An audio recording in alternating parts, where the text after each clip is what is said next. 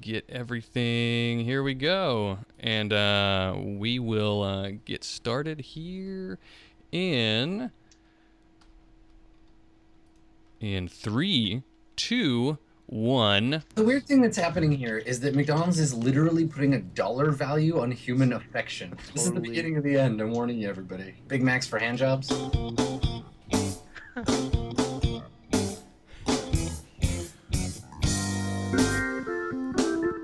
Hey everybody, it is Monday, March 27th. My name is Bobby Frankenberger, and you're listening to episode 14 of the Sixth World Podcast.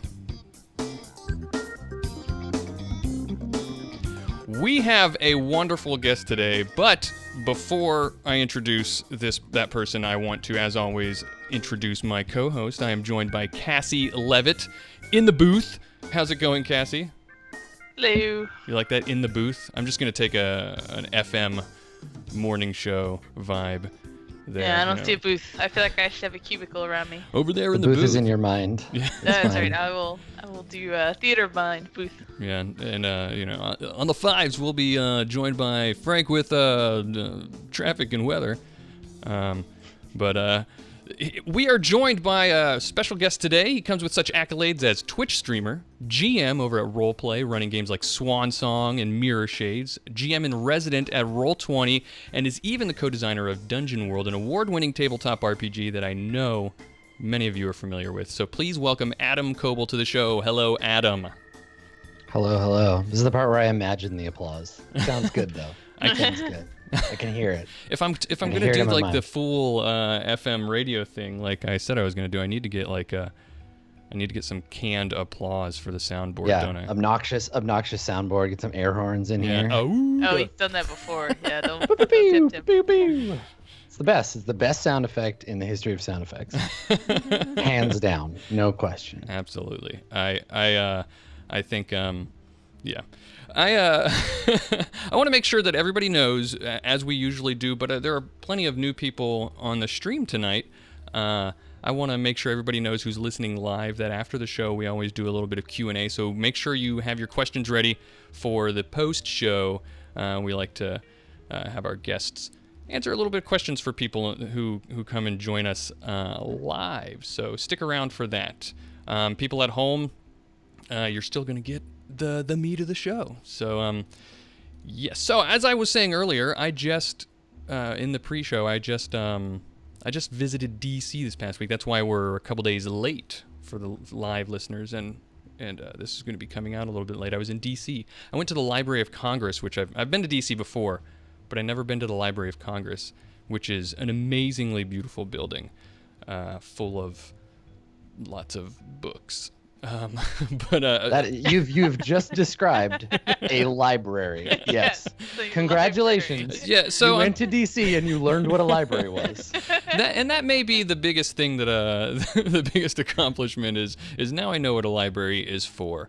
But it's awesome. There's all this like these statues and it was painted in the Renaissance style and everything, and it was really just this.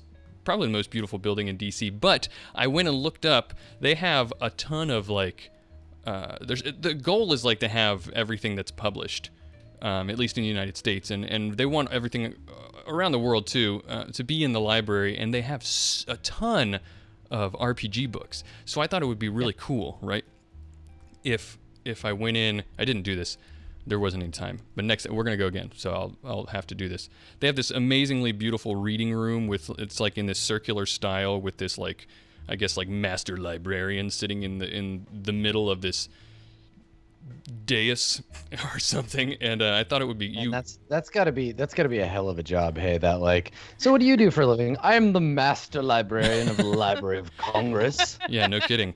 And they bring you whatever books you want to this reading room, because that's the only way. It's not a checkout library. It's not a lending library. So I thought, wouldn't it be awesome if I just went in there and like got all the art, like this stack of like D&D tomes, and just sat down and just like made a character in the middle of the reading room of the Library of Congress. Could you describe to us what that librarian looked like? Because I wanna have a visual.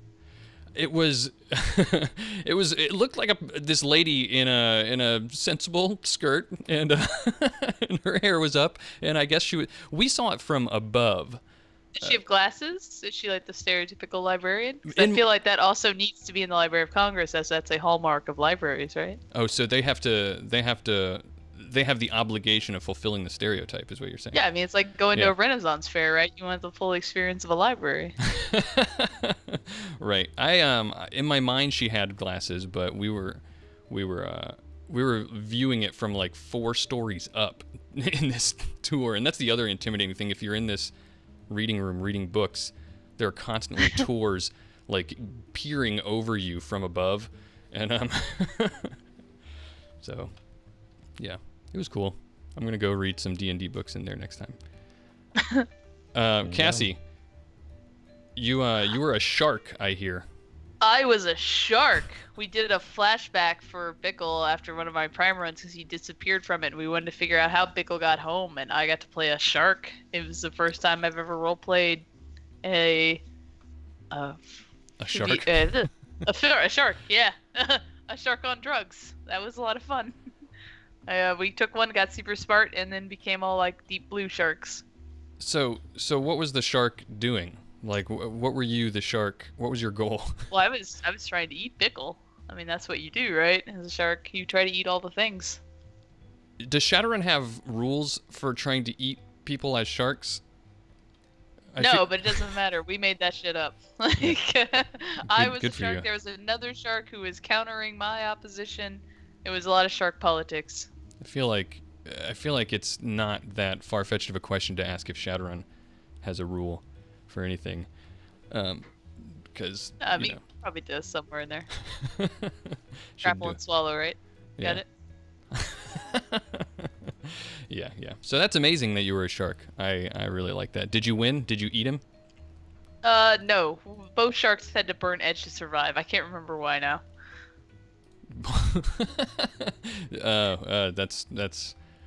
That's unfortunate. Yeah. Do you get to continue playing a shark next time?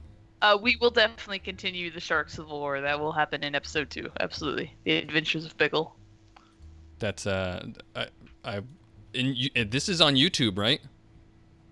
It will be. Yeah, when Haz gets around to uploading it. I think so.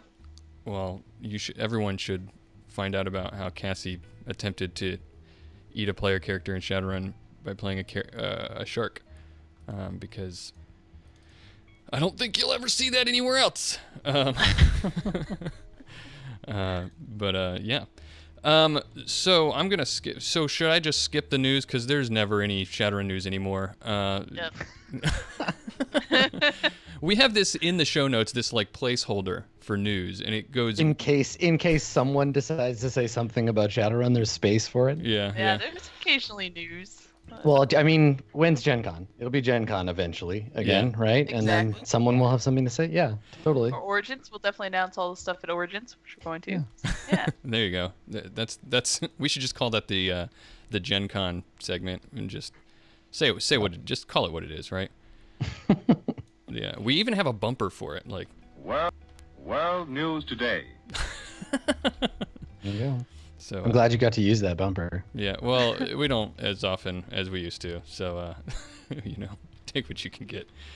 It's fair. So we'll just jump right into the Q&A for the episode. In every episode, we always like to answer questions that listeners send in to us. Sometimes they're about the rules, sometimes they're about settings, sometimes they're just about what's going, what our thoughts and opinions are on different things, and we have 2 of those for you today. If you want to send us questions, you can send us questions at the show at sixthworldpodcast.com, or of course we have a form you can fill out on the website, sixthworldpodcast.com. And as a reminder to our patrons, if you are a patron, then your questions get priority. You got to let me know and send us questions. We'll make sure to answer yours. First question is a rules question. Cassie loves rules questions. Is a rules question from Robert Woford. He says, I think I have it down, but I want to verify. A materialized spirit gains immunity to normal weapons. This gives it armor equal to 2 times its essence, which acts as hardened armor. And there's a question mark there. I didn't inflect properly, but that's the question. Is it act as hardened armor? There's a lot of blah blah blah. So let's start there. Yeah, spirits gain immunity to normal weapons. It's equal to essence times 2, and it acts as hardened armor. Hardened armor sets a threshold that, after modified by AP, if the damage doesn't beat it, then you don't even have to roll soak. Doesn't matter. And if the damage does beat it, then it gets some automatic hits on top of its roll. For anyone who uses Roll20, who GMs, and once I have a macro to help with immunities that make it way easier, so you don't have to puzzle that math out. So we can add that in the bottom of the show notes there. Yeah. Roll20 macros make Shadowrun a lot easier. So. Oh yeah, it's super mathy. Yeah. I used to... you had alchemy macro that made our actual play a lot easier. I do. Yeah. So I hope that answers your question. Next question is one that from Chris Vandergriff, good friend Chris Vandergriff. He asks, why is it so hard for Shadowrun game groups to organize into structured teams?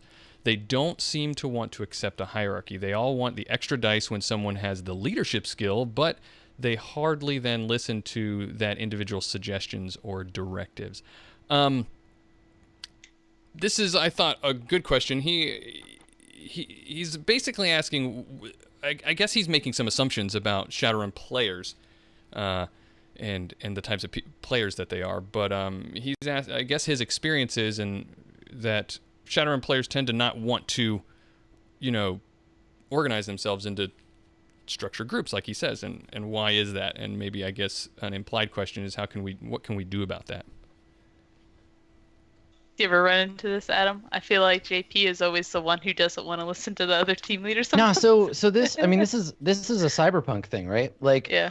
The very idea that a team of Shadowrunners should have any kind of hierarchy is foreign to the whole genre to begin with, and to the concept of Shadowrun at its base, because the team ostensibly, and this is what's so weird about the way that campaigns of Shadowrun develop, is that in the fiction, we're introduced to Shadowrunners as like temporary units, right? Where a fixer will get a group together to do a job, and then theoretically they disperse and reform in other groups, but that never happens at the table. At the table, you form this permanent group, and you're like, no, we just are a party of Shadowrunners, like 'twas D&D of yore. But that's not how the fiction goes. And if you read any cyberpunk fiction at all, even stuff like Neuromancer, where people are forming kind of a de facto organization, nobody works as a team. Like, Case is a complete piece of shit. Armitage tries to give them orders. No one listens. Molly does her own thing, because being a tough, cool loner is part of the like genre fiction. So I think it's boiled into what we expect out of Shadowrun as a thing, but we come to it as players of a role-playing game where we expect to have some kind of cohesion to the group. And I think that can be problematic when everyone is trying to play, Loner McCool every time they make a character. Sure. Yeah. So it's problematic that way. I also think that this in role-playing games generally just comes up where people have a hard time just agreeing to the way that a game is going to go. They don't have that conversation out of the game, so everything turns into these sort of pitiable in-character arguments where you're like, well, my guy would never do that. I would never listen to your orders. Right? Which is total horseshit. Like, you should be playing a group that works together as a group if that's what you all want.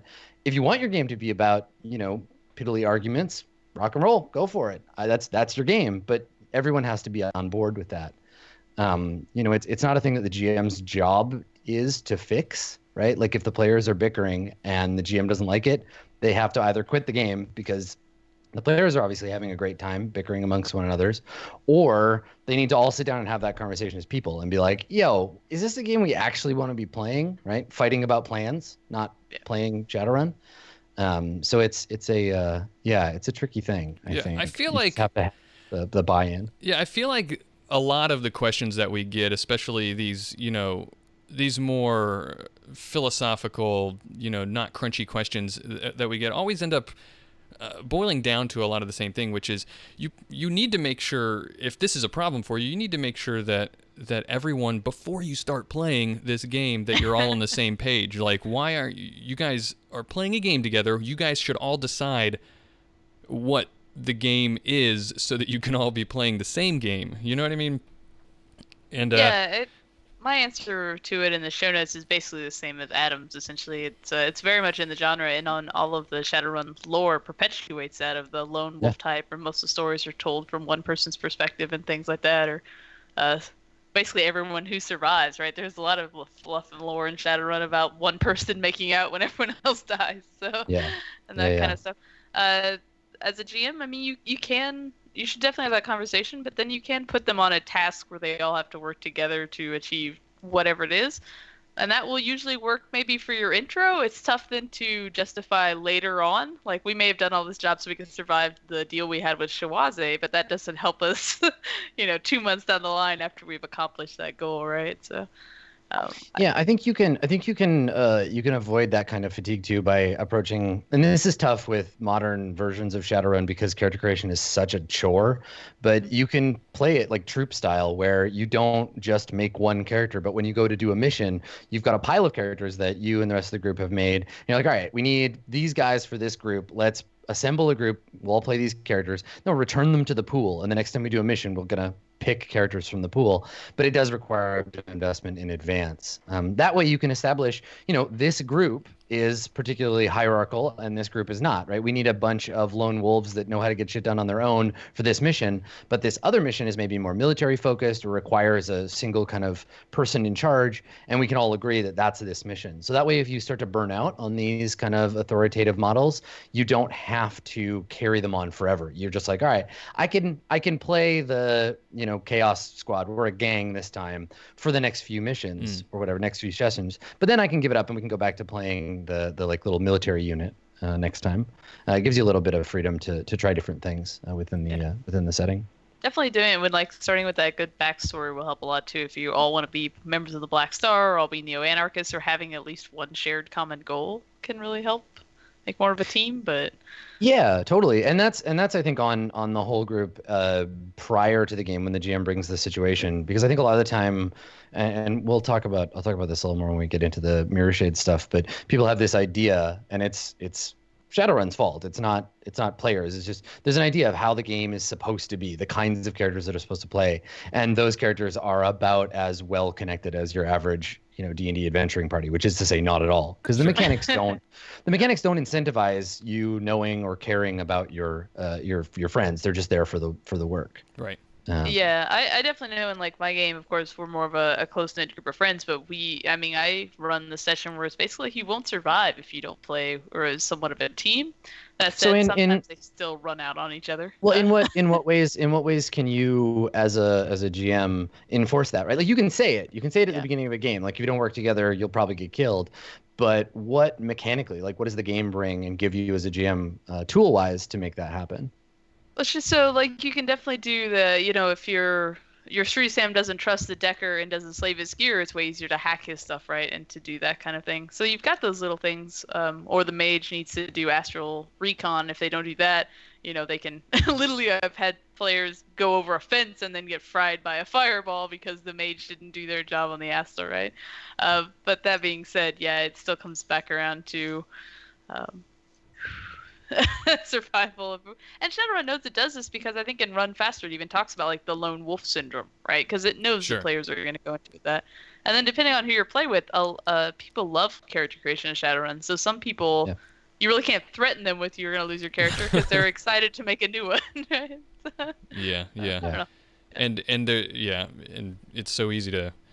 It's such a mathy character creation process anyway, and complicated that half the time people want to suicide their characters part of the way in because they're like, I can make this better. But yeah, I'd never really thought of it that way, but you're right. If it's a problem that's kind of endemic in the game itself, right? I'd never really, I guess, thought about it from that perspective before. Well, that's the thing. That's a big thing for me when I talk about role-playing games generally. It's games create the fiction at the table, right? The stuff that they bring to the table mechanically is what indicates what the narrative becomes about. And if there are rules for something, that has a place in the game. And if there aren't rules for something, you either have to create them whole cloth, or you have to rely on all the players just doing those things instinctively. And because unlike a game like say Blades in the Dark or The Sprawl, Shadowrun is fairly traditional in the way that it orients. The group is not an object. The group is a fictive thing between the characters. Mechanically, it has nothing. It doesn't exist on its own. So you can't assign roles very easily. They tend to be looser and more narrative, and the players have to bring that and assign to them. So if some player says, I've made a character who is like, I envision them as being the leader, like a group leader type character, they have to get narrative player consent from all the other players to be allowed to participate in their role. Whereas if they say, I am a street samurai, they have a skill for cutting people up. They have a skill for shooting people. They have a skill for doing samurai badass shit. Yeah. The game, it reinforces their behavior. Whereas like the leadership skill might exist, but it's very different in the way that it works. You don't do leadership to someone. You do it with them. Right. Yeah, I would say that's definitely the thing. Whenever I've made a character, the leadership skill is unique, and that like I would make her almost like a politician. As soon as she met the group, she would go up, start shaking hands and introducing herself, and she'd become very involved in the planning process, right? So she kind of forced herself into that leadership role without asking people, and then it was much easier for later when some people came in and said, "Oh, do you see me as her leader?" Like, yeah, she took a leadership role when we started. But that has me being more of an extrovert. It's not so easy for people who are maybe introverts wanting to play that face character and things like that. I think when you're getting together with a group, whether it's a brand new group or a group you've played Shadowrun with 1,000 times, and you're making new characters, talking about your character concept. Like I hate when groups make characters on their own and just bring them to the table, because you have no context. You've made your character in a vacuum, and of course you're all going to be loners because you didn't even talk as players about how you were connected. So if you're playing with a new group, sitting down and treating character creation like a part of play allows you to say, hey, so this time, last time I played, Johnny Cyber Zombie, but this time I'm thinking I want to play a character who's more of like a leader and who is like maybe a little bossy, and like that's kind of stuff. You can get the other players to give you permission. They can be like, yeah, that sounds like fun. Like I would love it. I'm going to play a character with a bit of a rebellious streak. So maybe you and I are going to like clash, but I'm not, as a player, I'm not opposed to you doing this. And like ultimately I get and acknowledge that that's what you want to do in this game. That's what you see in the world.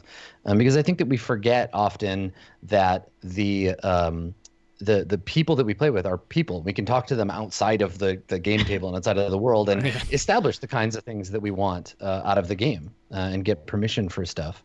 Then you don't even have this problem, because before you've even hit the table, before you're even rolling dice and being part of the mission, everyone has agreed that whoever is playing this sort of politician-style Shadowrunner, they're allowed. They've been given permission by the group, and everyone's all playing in the same direction before you get started.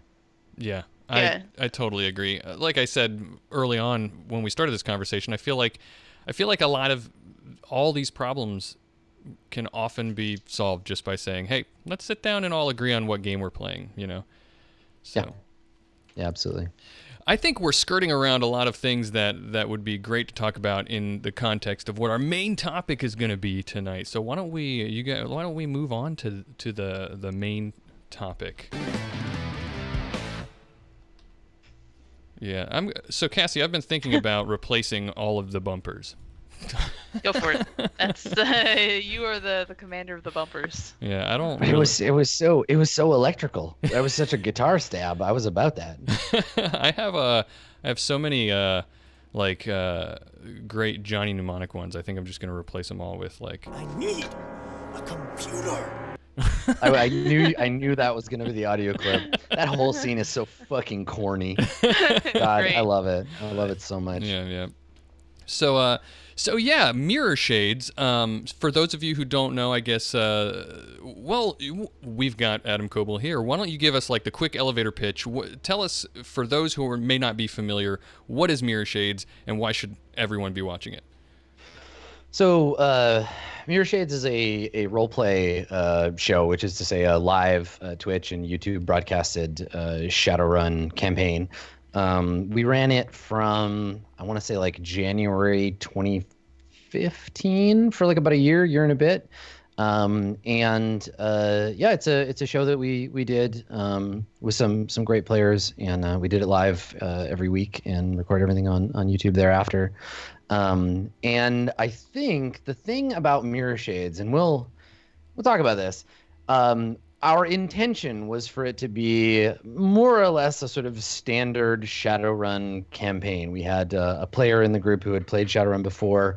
I'd obviously played a bunch of Shadowrun, and we set out to make this Shadowrun show. But as we played, and as I think happens, the game drifted really strongly. We kept playing in the setting, and the roles of the characters were more or less the same. But as a GM, I find it's really important to follow the characters and the players' passions, the things that they like about the game and what they're interested in. And because of some rules changes that we made, the game became really character driven. And we spent as much, if not more, time focused on the kind of day-to-day lives of the Shadowrunners, rather than we're on mission now. So as both a Shadowrun campaign and as just a kind of a role-playing experience, it's very interesting. We did some strange stuff with it, but it's been done for a while. We actually, unlike a lot of role-playing campaigns, we got to close it off. We had a finale episode and awesome. Did some epilogues and stuff, and it comes up pretty regularly in terms of discussing Shadowrun generally and the way that campaigns develop over time as you play them. Well, one of the things that I think that will interest our listeners that might hook them into wanting to go listen is it's first edition Shadowrun. Yep. So everything out there right now that people are listening to is pretty much current 5th edition Shadowrun in terms of actual plays and whatnot in podcasts.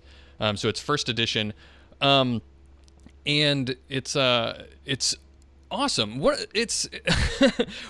I like about is when I started listening to Mirrorshades and the campaign and everything, I forgot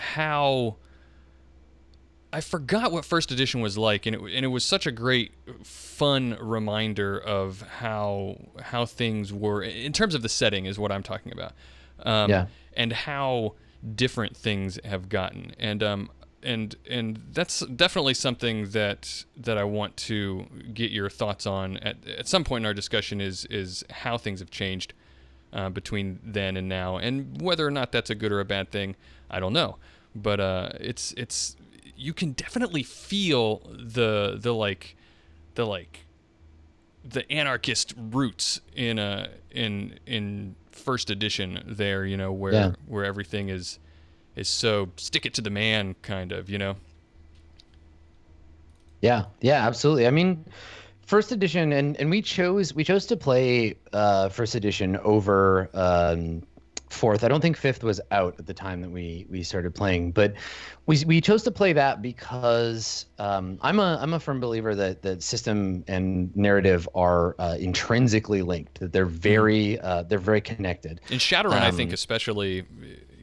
Yeah. Well, and a lot of meta stuff in Shadowrun has changed. In the setting, they've introduced new stuff in the game mechanically because things have developed, like technomancy and the otaku and all of that stuff, and things have changed in the setting and had mechanical things attached to them.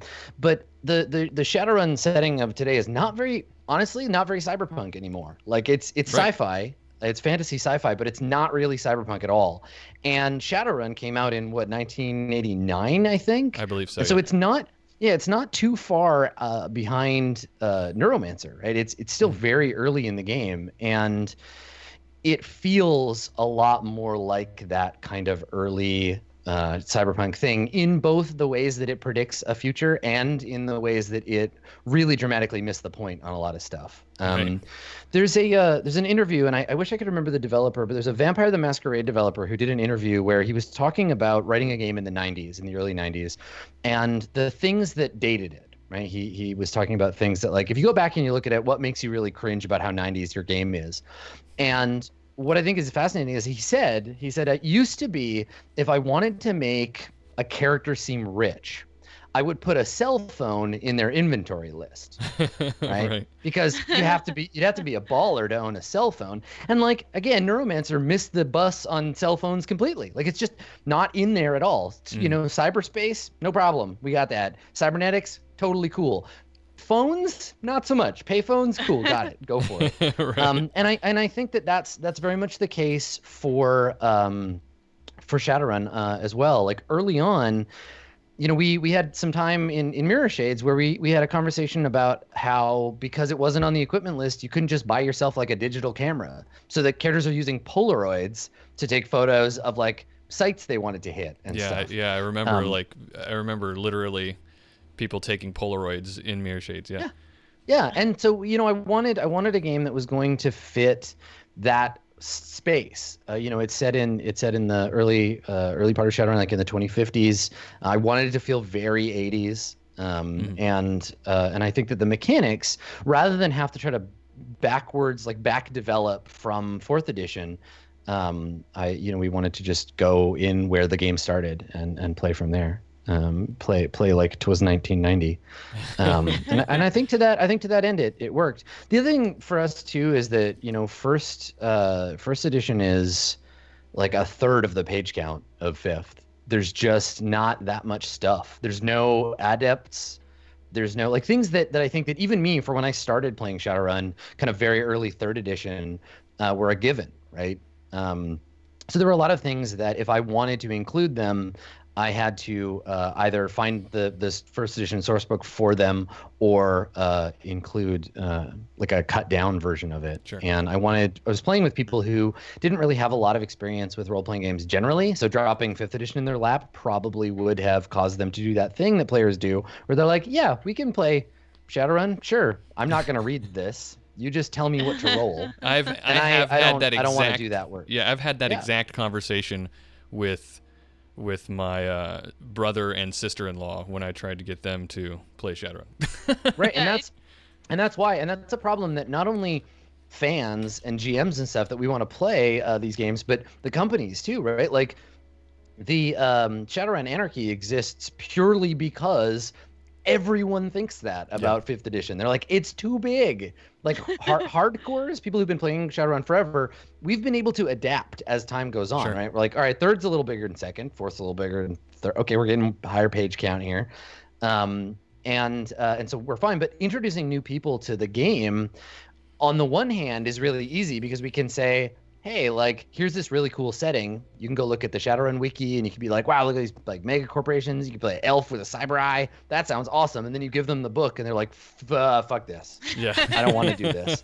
So, Catalyst made Shadowrun Anarchy to be like, hey, look, it's like a way less terrifying version of Shadowrun. So I think it's a problem that even the way less terrifying version is still like 200 plus pages, but continue. Yeah, well, and that's the, I mean, they tried, right? But it's not a good game, unfortunately. Yeah, and we can talk about that, and I would love to at some point. But yeah. that. So, but the other thing about first edition, and this is a thing that I think probably people who are fans of mine and who've listened to me talk about role-playing games before, part of why I chose it is that a lot of one of my favorite role-playing games, The Burning Wheel, a lot of stuff from Burning Wheel came out of Luke and Tor and the Burning Wheel folks originally back when they first started working on that game, playing Shadowrun and taking some of the mechanical inspiration from that. So I was taking things from Torchbearer and Burning Wheel from that family of games and adapting them for Shadowrun. So it was easier for me to be able to make that jump between 1E and the stuff that I wanted to include. Yeah. Because we did hack the game a little bit before we even started playing. Sure. Yeah. Some of your house rules that I noticed you were using in Mirrorshades are amazingly are really cool. I'm always thinking as a Shadowrun GM of ways to push a more narrative or storytelling, push a more focus on role playing and storytelling instead of Shadowrun obviously lends itself towards simulation kind of games, but some of the things that you did were really cool. I even jotted some down. Like I think early on in Mirrorshades, you talked about you came up with a belief/instinct system. Yeah. So every character in Mirrorshades had 3. So this is true in first edition. I think it's been true most of the way through the game. karma as a reward system is just like a heaping trash fire. It's not good. People get rewarded just for showing up. It wasn't working for me. So we replaced it with belief, instinct, and goal. So each character at the beginning of a session would write a thing their character believes, a thing they do instinctively, and a goal that they have. And these would change throughout the campaign. But at the end of a session, you'd get a point of karma for pursuing your belief, if your instinct complicated your character's life, or you resolved your goal. You like accomplished your goal. And then we had rewards at the end of the session that the audience would vote on to say like who won the kind of the embodiment award, who won the workhorse award, and who kind of had the right skill in the right moment and applied themselves for that kind of Hail Mary situation in the game. So we wanted to restructure the reward thing. But if you hack a game and you change the reward system, the whole game will change because you've changed what the brass ring that the players are going for changes completely. And they start behaving differently to pursue their personal beliefs, instincts, and goals instead of accomplishing missions and getting pay data and whatever you might end up with in the game normally. And this is that's what you were referring to earlier, right? That it kind of the show, the campaign drifted away from being this, what do you want to call it, like a monster of the week kind of, like let's do this mission. The cheese, right? It's just always there's a maze and then you get the cheese at the end.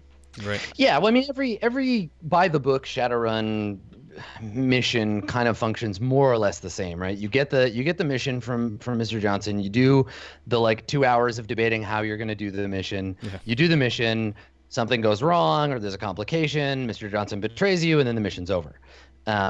And we did that for the first mission, but very quickly the players attached to the idea of like, who are these characters when we're not out there shooting guns at each other?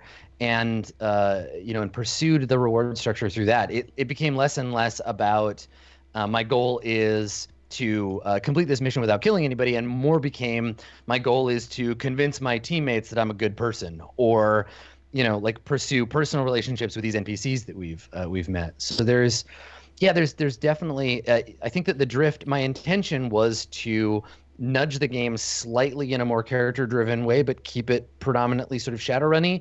But we flew off in a different direction, and it became kind of by the end of it, it was like a combat-adjacent cyberpunk dating sim set in the world of Shadowrun. Right.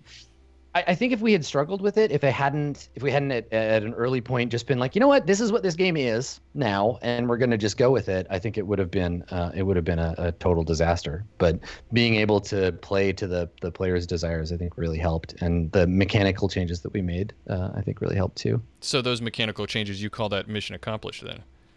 I would say so, yeah. I mean, mission accomplished maybe more than I had intended, but you're allowed to rewrite the mission parameters. Right.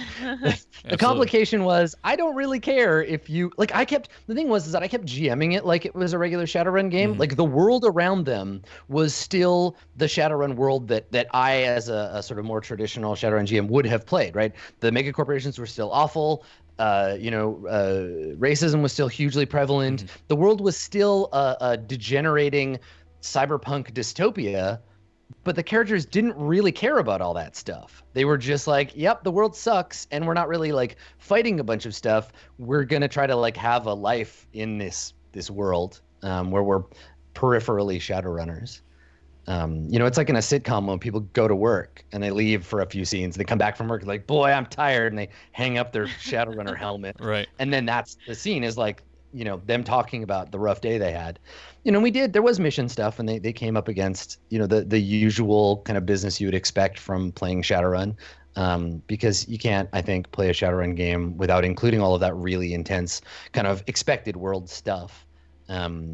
Especially in historical context, because a lot of our fans were Shadowrun universe fans. Sure. So playing earlier in the timeline, I could drop little hints that the players weren't super aware of, about things like the Universal Brotherhood and pre-Dunkelzahn kind of like situation. Like we could kind of talk that stuff up without it being the main focus of the game.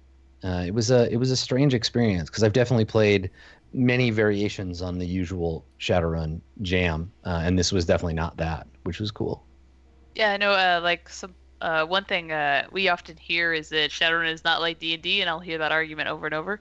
But despite that, I've been inserting more and more random encounters because there are so many little neat things, especially paracritters and stuff like that just never come up on a normal, like, as you said, like the typical, like, go me Mr. Johnson, yada yada yada. So it's like, I'm never gonna get somebody to usually fight demon rats. Mr. Johnson's not hiring them for that, right? Like The thing that I find interesting about the characters in Shadowrun, and this is very much a cyberpunk thing, right? You see it in Cyberpunk 2020, you see it in Snow Crash especially. Snow Crash, the whole book is about this. The characters care more about rep than anything else. They care more about what everyone. Cyberpunk protagonists are very insecure and really, really need a lot of people to tell them how great and cool and tough they are all the time. And so I think that from a character-driven perspective, the idea of doing a kind of cyberpunk dating sim makes a lot of sense because the characters spend a lot of time worrying about what their team thinks of them and how those relationships develop.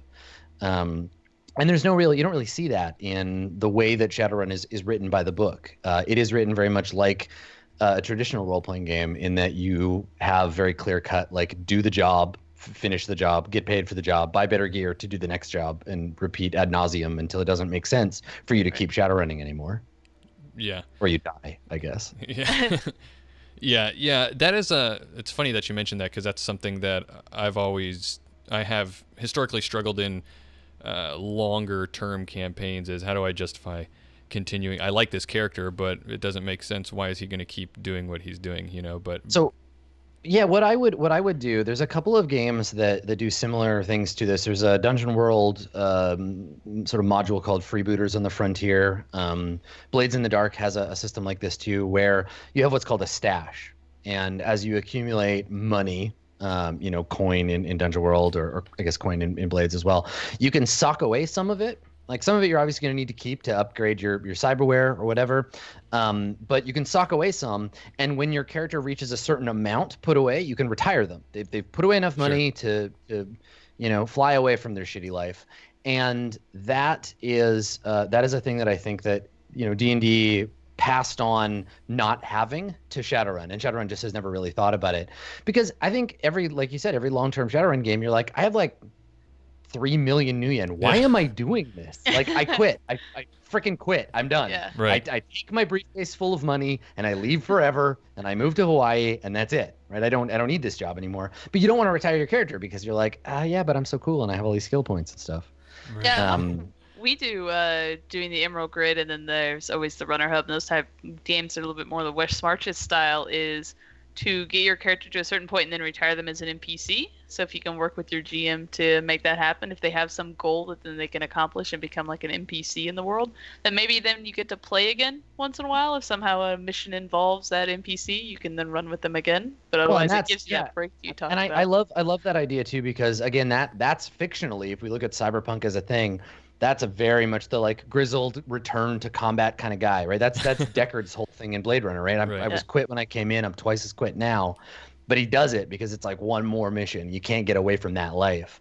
But you don't have that opportunity if the character just never leaves. Right? If the character's just like, yep, this is my 487 Shadowrun. I am basically a billionaire. I'm the Richard Branson of Shadowrunning. And I'm just doing this for kicks, just getting shot at for fun. Right. Yeah, and like I've seen GMs who then will pay you pennies essentially, so that you can never make rent to try to counter that, or they take something big away.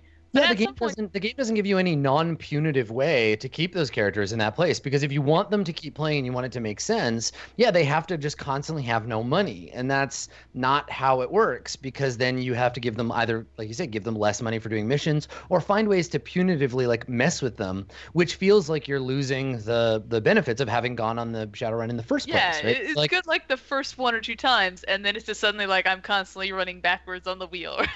Right. Yeah. Well, and that was the thing that I liked about Mirrorshades, in that it fit. Like, if you think about, I think a show that does this, and it's not cyberpunk at all, but a show that does this kind of slice of life / weird fantasy thing is Buffy, right? Because in Buffy there was at least for the most part, a pretty good balance between, like, yes, you're out there fighting monsters, kids, but like you also have to maintain your real life and go to school and do all this stuff. And I think that people forget, because Shadowrun doesn't mechanically care about it, people forget that, like, yes, you can have professional contacts and stuff, but your character still has to like go home and sleep in a bed and pay your bills and like ostensibly you're not a loner psychopath with no friends. Like you have people that like care about and potentially rely on you. And that was the thing that I liked about Mirrorshades, is that every time I introduced an interesting NPC, because NPCs are my jam as a GM. I love introducing complex NPCs with social lives and other connected characters to them. The players would get attached to them. And they would get attached to the characters. And so it's not just about like, this is a guy I know who works at a mechanic shop so he can fix my motorcycle. It's like, this is John. I know him. I know his wife. Like, if I accidentally bring the Yakuza down on him, I'm going to feel bad about that. Right. And that kind of play, I think, can really anchor characters in the world around them.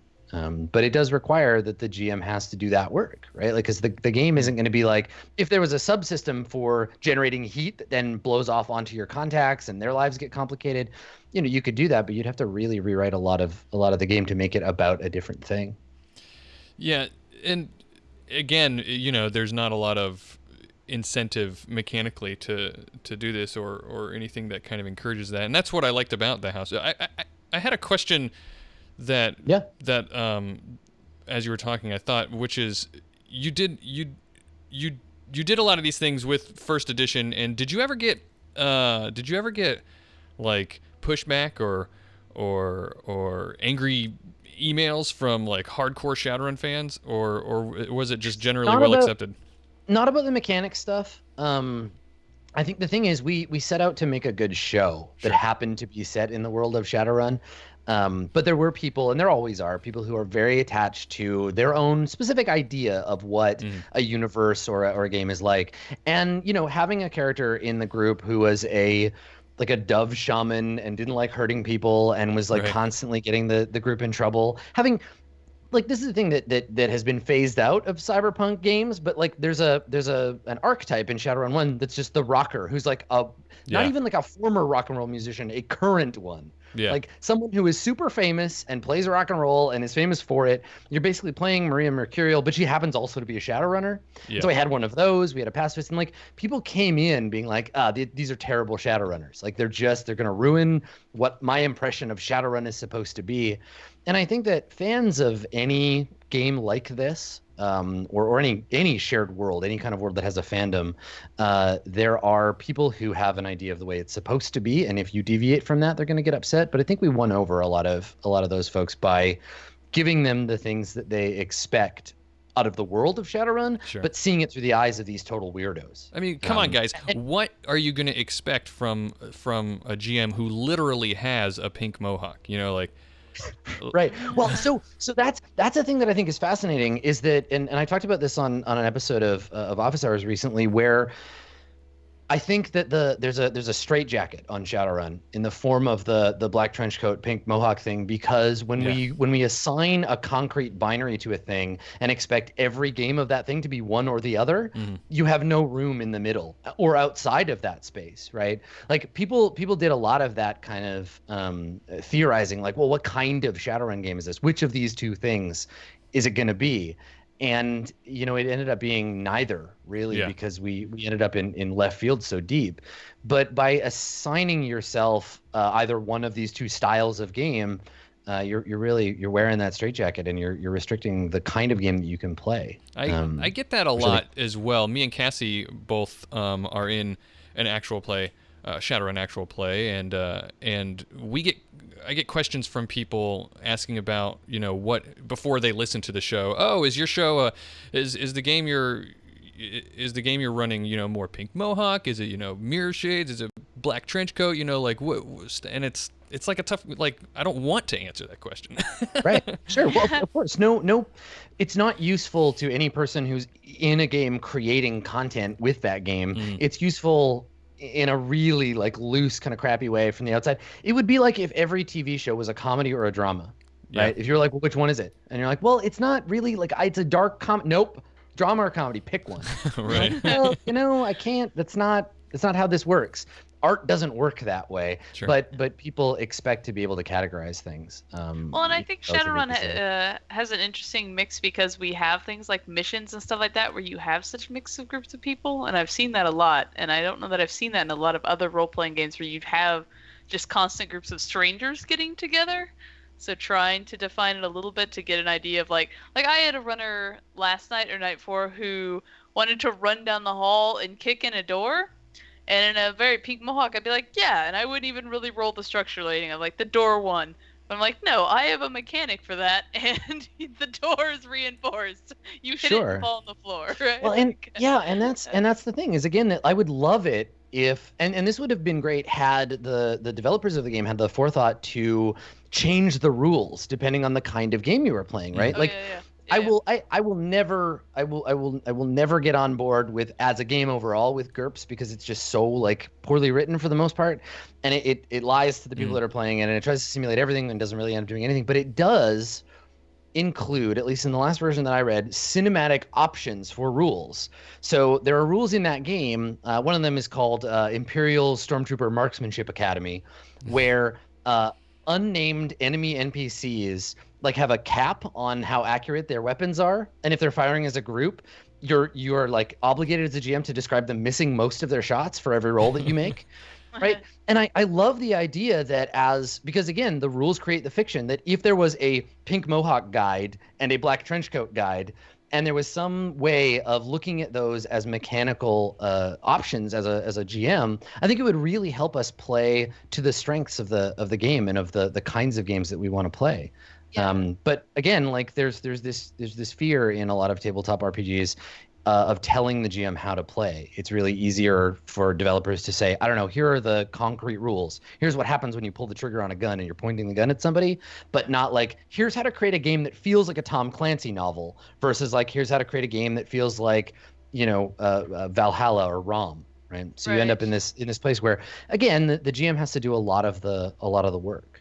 And Shadowrun has that, but it's always like kind of footnotes or small boxes over here, and it's not laid out like, this is pink mohawk, this is black trench coat, right? It's just little things like, oh, you could do this as an alternative, but you would never think to say, oh, this is like the pink mohawk alternative to make this more cinematic, right? Unless you've done a lot of work in it and know what you're looking for. I mean, I would love to see, and again, I think that games are afraid of acknowledging their roots, of acknowledging where they come from, and I would love to see more of, whether it belongs in the core book or in like a supplement or whatever, but like some self-analysis to be like, here's Shadowrun. Here is ways in which it might be like the cyberpunk you expect. Here are ways in which it's different.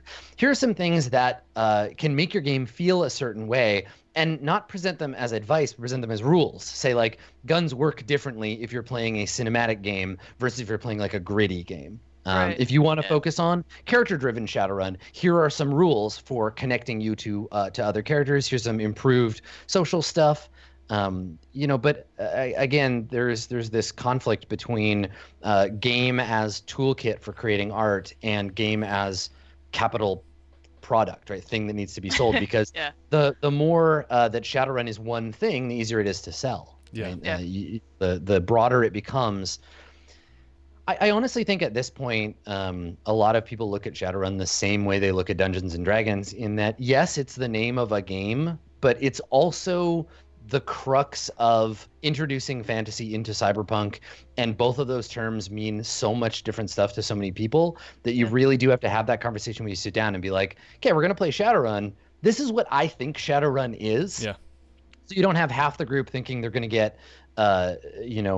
virtual light and half the group expecting to get Snow Crash, right? Because they're both cyberpunk, but they're so different. Paranoia has a very good way of doing that, where it definitely has Zap, which is meant to be just like cinematic and crazy, and then Straight, which is played, and it does differentiate between the two very well, like rules wise. I didn't even think about that till you said it. I love that stuff. I love when the rules say, this is how the game works. If like we want you to play like a silly, wacky kind of one-shot kind of game, here's how you can do that. Here are some rules changes, right? Maybe increase certain things, decrease certain things, use different rules. And then if you want to play like gritty, serious, one bullet will be a serious problem if you get shot, this is that version of Shadowrun. Yeah. But again, multiple product lines, the idea of the cost of publishing a game that splits into multiple games. How do you balance that as a rule set? And the expectations of the sort of parent company and you making enough money to keep Shadowrun in print. Which is why I think there's been a lot of really cool work around people taking like their favorite version of Shadowrun and hacking in mechanics from other games, or hacking other games completely, but using the world of Shadowrun, right? Yeah, and I think the cost that you were talking about there is no small problem, especially in terms of Shadowrun. I mean, Shadowrun's jumped between I think 4 or 5 different publishers now, and that's a very real concern. But I think that also speaks to how much people, fans of Shadowrun, are fans of Shadowrun. Like they love. Yeah, Shadowrun. I wonder about that. Like I feel like on the one hand, the optimistic side of me is that like Shadowrun is a cool thing that people made and has developed a cultural power behind it, and people will always love it as a thing, and hopefully people will care enough about it to make good games out of it. But the sort of cynical side of me is more like they're gonna just milk it. Someone will always be there to milk the Shadowrun cow. Like they will just be like, it will never be allowed to die. I think about Vampire the Masquerade in this way a lot, in that I think that Vampire has next to nothing to speak of mechanically worth saving. We could burn the mechanics of every version of Vampire forever, and we would lose nothing as a culture. But the world that they've built has contributed so much to the way that your average person, especially your average person who played role-playing games or LARPs in the 90s, thinks about what vampires are, right? We hold a lot of the things that they made up as kind of a core standard for things like Underworld or True Blood or whatever. A lot of that stuff comes from the lore that they've created, and they won't let that die, right? There'll be various games attached to Vampire forever. And Shadowrun has had a pretty linear path, but Vampire has sort of dipped and come back. And I feel like in 20, 30, 50 years, we're still going to be getting Shadowrun games, but God knows what they're going to look like. Right? They'll still just be attached to that world. And D&D is a lot the same way, but D&D leans into the mechanics a little more. They can't get rid of the 6 stats and initiative and saving throws. Like there are mechanical things that people have latched onto. I think that's less the case with Shadowrun. Yeah. Oh, yeah, definitely. I think I have wondered this before about, what would Shadowrun has one thing that I think that I love that the game has done is it's created this living, breathing, continuous world that has like a deep, rich, long running lore, right? And it's also a very familiar place. It takes place on the world, literally the world that we know, Earth, primarily in the main setting is Seattle. But there's settings. I mean, it's been built up over decades, settings all over the world, and I think that makes the world of Shadowrun, the 6th world, so rich and wonderful. But I wonder sometimes how much it could benefit from just getting, just like, let's just throw it all out, all the rules. Well, and that's the thing. I'm actually really surprised that we haven't seen from Shadowrun, because I feel like World of Darkness got that.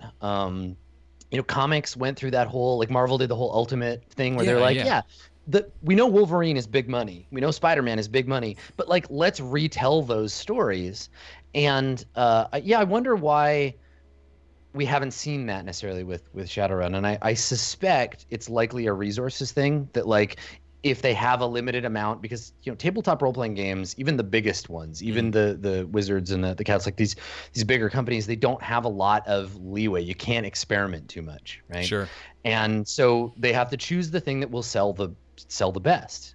So these experiments don't get to happen very often unless they're going to lead to a bunch of sales.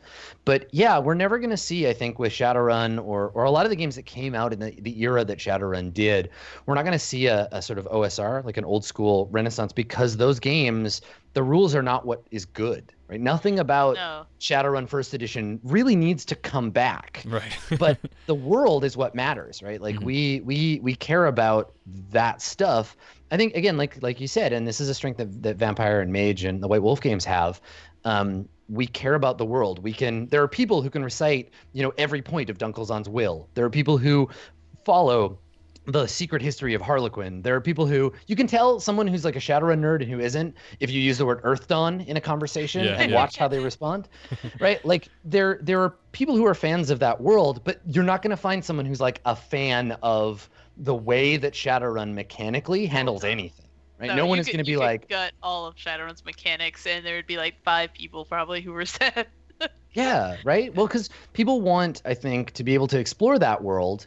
And they all have, and this kind of goes back to our point of addressing the fictional needs with the mechanics, in that I think that there are dozens of games that could exist in the Shadowrun universe, and not just like properties that you could sell to a video game company or a board game company or a card game company, but like types of role-playing game that could exist within that world. And the core group of lone wolves drawn together to do a mission, the plot of Neuromancer is only one of those things.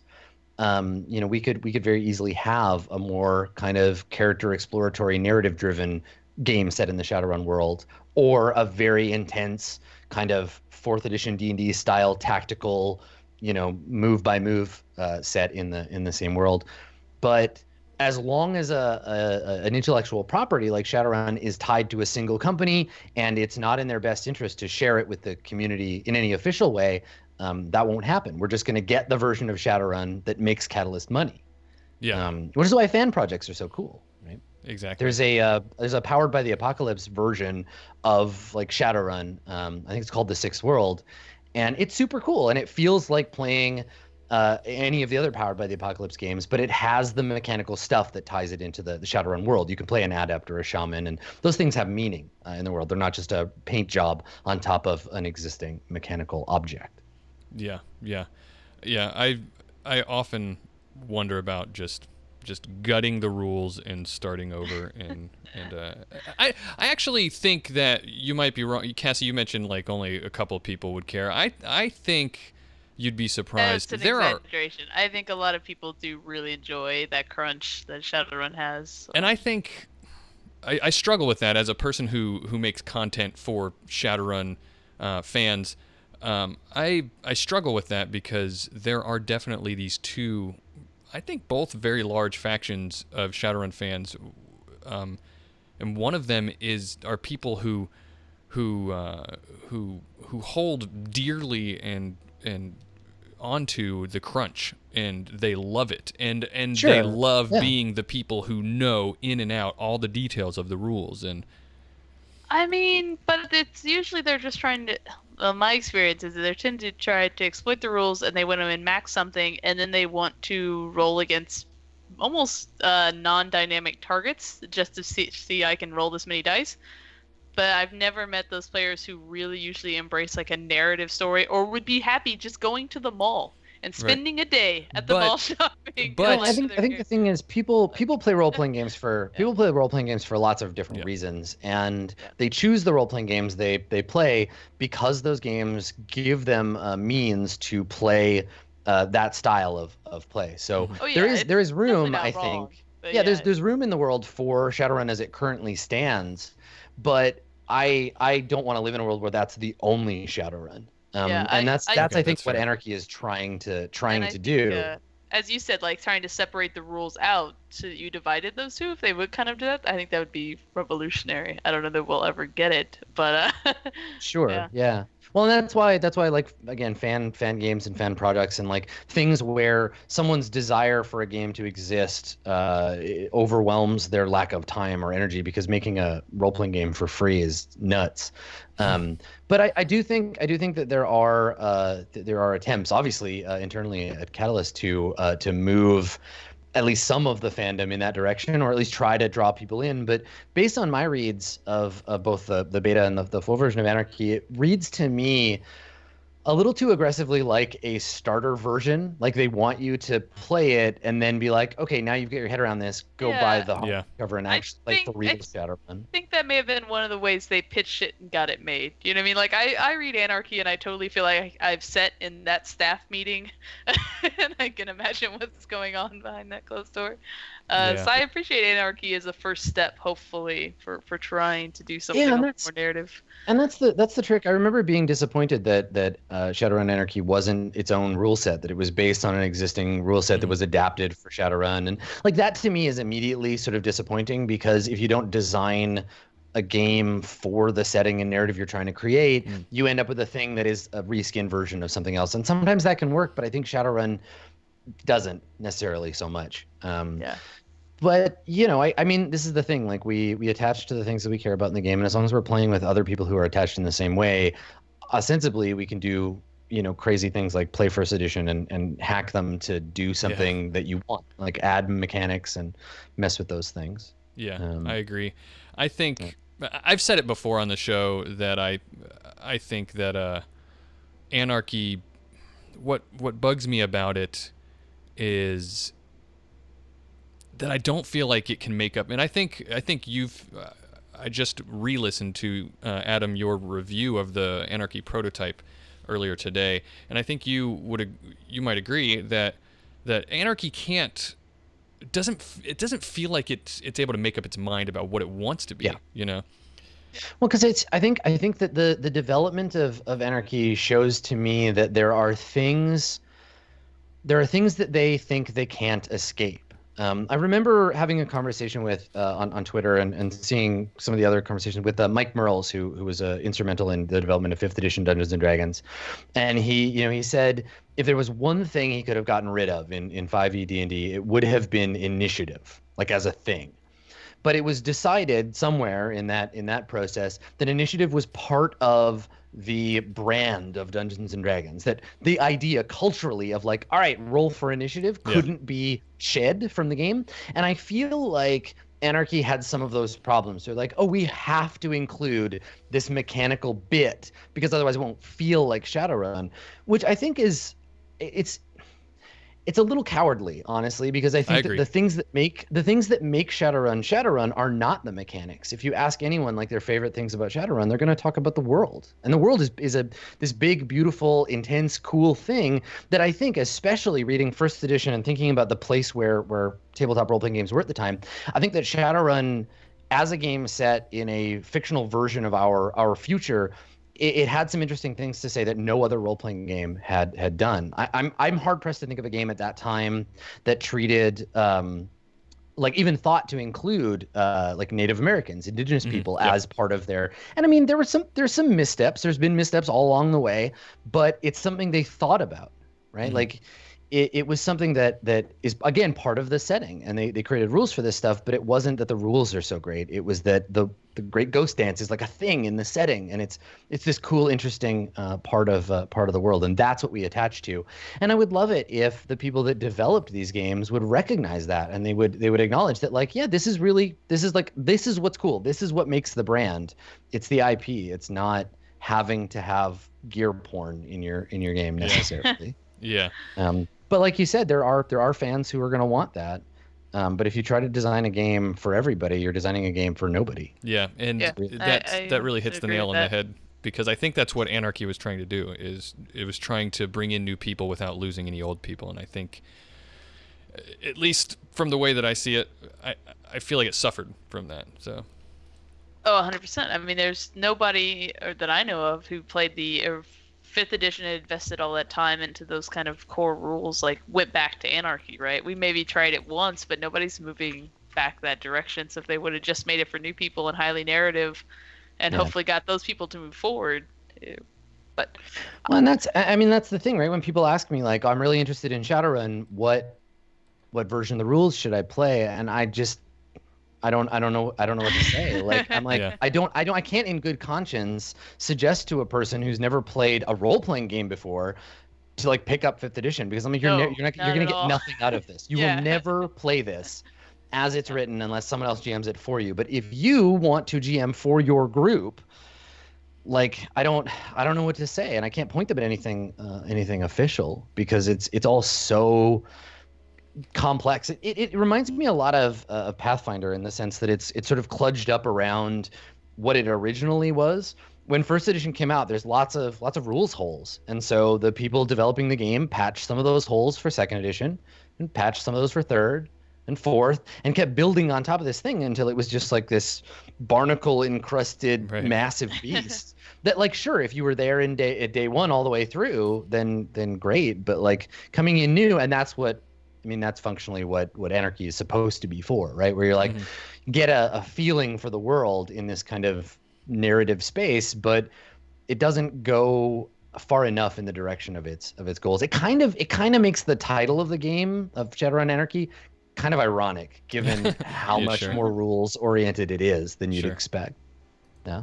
Yeah, I think, and I think I'll cap that discussion with this comment is that I think the thing that really is like prominently says one of the problems that I have with it is that they include. I've complained to some of the people who I know that contributed to it and who wrote for it and everything, and I have a real problem with the rules for translating or transferring your 5th edition character to Anarchy and back. Like, why did you do that? Like, I don't know. That in particular bugs me. I mean, so. It's an escalator, right? It's the point is that if you like your Anarchy character, you should be able to upgrade them to a proper Shadowrun character in the future. When really that process should just be a paragraph. Sit down with your character, think about the things that are the most important for you in portraying that character, and then replicate those in this other system. Yeah, just remake it, right? Yeah. Pick the same stuff, but remake it. Yeah, exactly. Yeah, I agree. Yeah. Well, let's see. That is the music that tells me that here we go. We're done. You know what? I'm gonna get lots of people telling me that all we did on this episode is shit all over Shadowrun. But you know what? Sometimes I think as fans, and I mean this very seriously, I did a short stint of a Buffy podcast where we talked a lot of crap about Buffy, but we're making a Buffy podcast. We're fans, right? So we're making a Shadowrun podcast. We're fans, and I think part of being a good, devoted fan is taking a hard look at it sometimes and saying, look at it in all of its glory and all the cracks and crevices and let's talk like real talk what the problems with it are and how maybe we could make it better. And I think, Adam, you helped us do that today. I think it's important, right? Like, I am a very busy person, and I definitely do not have an hour plus time to talk about something I don't care about. So if I don't care about something, I just don't think about that shit. So the fact that we're able to sit down and engage with something, I think indicates, that we at the very least like have some investment in it. I think it's interesting, right? The point of loving a piece of media, whether it's a role-playing game or a TV show or movie or whatever, is being able to look at it whole cloth, like you said, and say, these are the things that I love about it. These are the things that I don't love so much. And if I could envision a world where it was better, this is how it would look. Yeah, and I think that's really valid. Yeah. Mirrorshades, you guys should check it out. Again, one of my favorite things are the house rules that you incorporated into that, and I think those are, I mean, truly, and I'm not just like blowing smoke up Adam's butt here. I really think that those are a good place to start if you're trying to get some more story and RP into your Shadowrun game and trying to get the rules out of the way a little bit. You know? I really do. Adam, at this point of the show, we always want to make sure that our guests plug something, anything they want that they're a part of, whether Shadowrun or anything that you want. So plug away. Yeah. Well, people can find me on the internet on Twitch at twitch.tv/Adam Koebel. They may be of particular interest. Every Tuesday at 10 a.m. Pacific, I do a live call-in advice show for GMs called Office Hours, and that's available on my my YouTube channel as well. If you want to go and check out back episodes, we're on episode 42 right now, I think. So lots and lots of advice available there. Otherwise, people can find me on Twitter, twitter.com/SkinnyGhost, and I basically just talk about role-playing games all the damn time. Yeah. Cassie, what about you? What's going on with Cassie? I'll plug the Emerald Grid Twitter. It's just because that's where I post fun Shadowrun facts that I find when I'm reading the books. Do we have a fun... I'll probably be... Do you want one for today? Yeah, give me one for today. Arcana is the only magical skill that mundanes can learn. You can use it to identify rituals and whatnot, and you can use it to summon spirits with the calling ritual. What? You can, as a mundane, you can use Arcana to summon a spirit? Well, you can do the calling ritual. Good luck with what you're going to get out of it, but you can do it. Well, I'll have to check that out. I had no idea. I'll probably start dropping some Earth Dawn ones, though, since I'm going to try to read that book soon. Ooh, yeah. Ooh, oh my. Earth Dawn.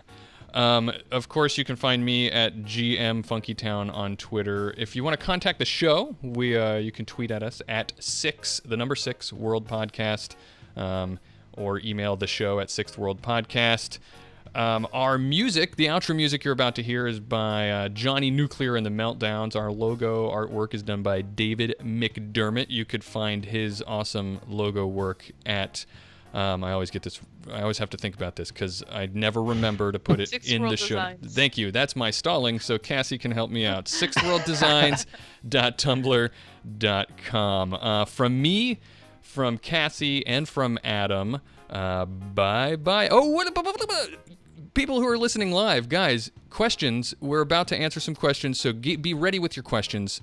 And patrons get to listen to the extended episode. So if you want to hear what Adam's going to have to answer here soon, consider becoming a patron over at patreon.com/sixthworldpodcast. Thank you, guys. Now you guys can say goodbye. Say goodbye, everybody. Bye. Goodbye, everybody. Bye, everybody.